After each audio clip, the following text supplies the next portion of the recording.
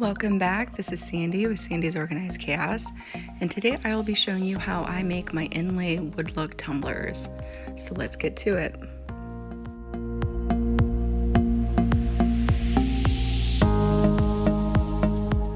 Today I am using a wine tumbler that I have prepped and painted white.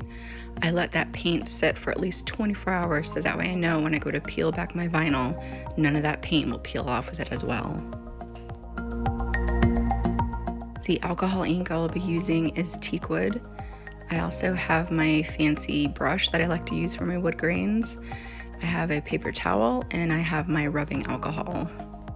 The image that I'm going to be using is just a rose SVG that I found online, but you can use anything you'd like. You can use deers, you can use trees, I've even used Sasquatches, so it's totally up to you as to how you want to do your inlay.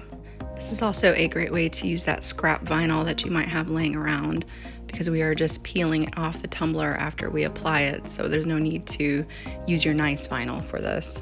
I'm just going to kind of quickly show you how I like to separate these vinyls when I'm doing large ones like this, so that way when I go to put them on the tumbler I can lay them flat.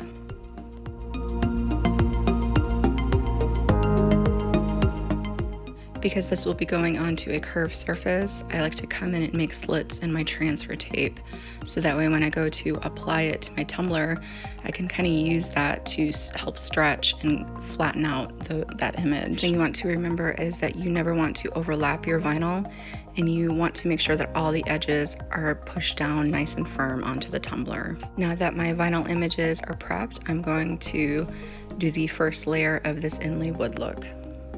I'm just going to take my teak wood and kind of just rub it around the tumbler. This doesn't have to be perfect because we are going to come back through with our paper towel and rubbing alcohol and continue to further cover the tumbler. Now, because this is supposed to look like inlay, you just want to kind of think of a piece of wood and when you cut it, how the inside looks. Now I'm going to take my rubbing alcohol and spritz it directly onto my paper towel, and then I'm just going to smooth everything out around the tumbler and make sure there's no white showing.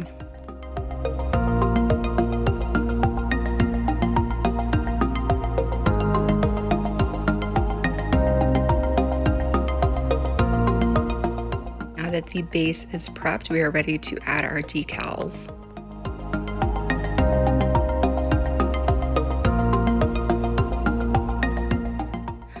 Now, because we made those slits, I'm just going to make sure that I hold the center of my decal. I'm going to line it up and then I'm going to press the center down first. Once I have the center down, I'm going to come back through and I'm just going to continue to hold on to those tabs that I cut and just make sure everything is nice and flat.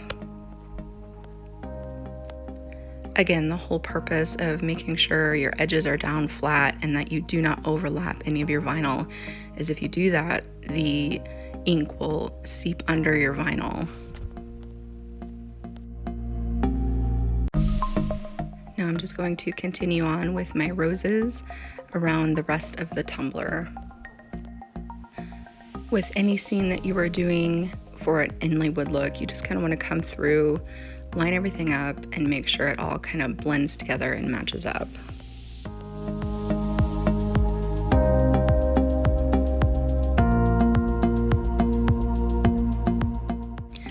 There is no right or wrong when doing these, as I always say. So I actually came through and I trimmed up this other rose pattern. I didn't want it quite as big. And I'm just gonna lay that down, kind of line it up, and we will be ready to move on to the rest of this wood look.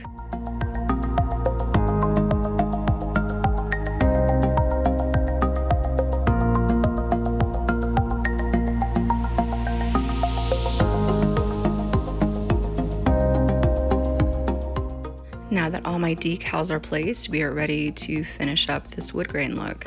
I'm going to take my teak wood and I'm just going to make a stripe down my tumbler all the way to the bottom, and then I'm going to come back through and kind of just swish around my ink a little bit and then do fast motions up and down. I'm going to continue to take that teak wood and just put stripes right up against where I did the one before, do my little swish, and just up and down motions really fast. As I go through, if there's spots that I don't like to touch anything up until I am completely done with my wood grain look. I'm just going to go ahead and do this completely around the tumbler, and then we will come back through and do any touch-ups.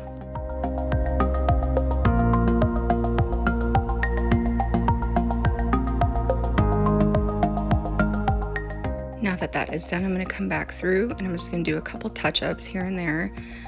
Now, you don't have to do an entire stripe.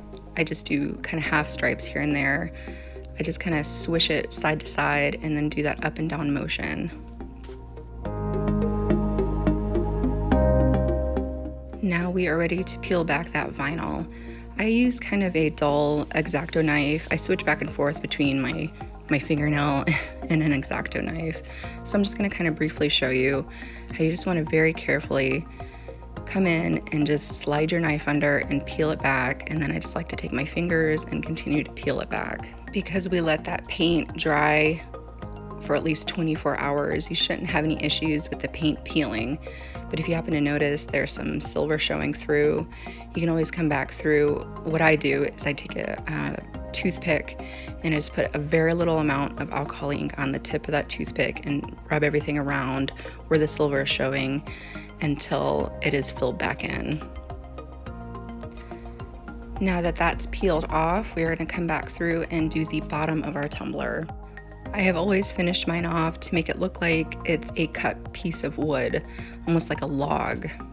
I'm going to take a little bit of my rubbing alcohol, spritz it directly onto my paper towel, and then I'm going to do circular motions around the bottom of that tumbler. I like to keep doing this until the paper towel is dry, because it will just add that much more character to the bottom of the tumbler.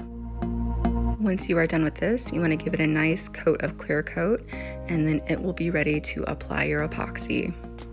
Whether you do roses like I've done, or you add a hunting scene, or a Sasquatch even, I hope that you had fun watching this tutorial today. If you haven't already, don't forget to hit that subscribe button so you don't miss out on any more tutorials I have coming your way, and I will see you guys next time.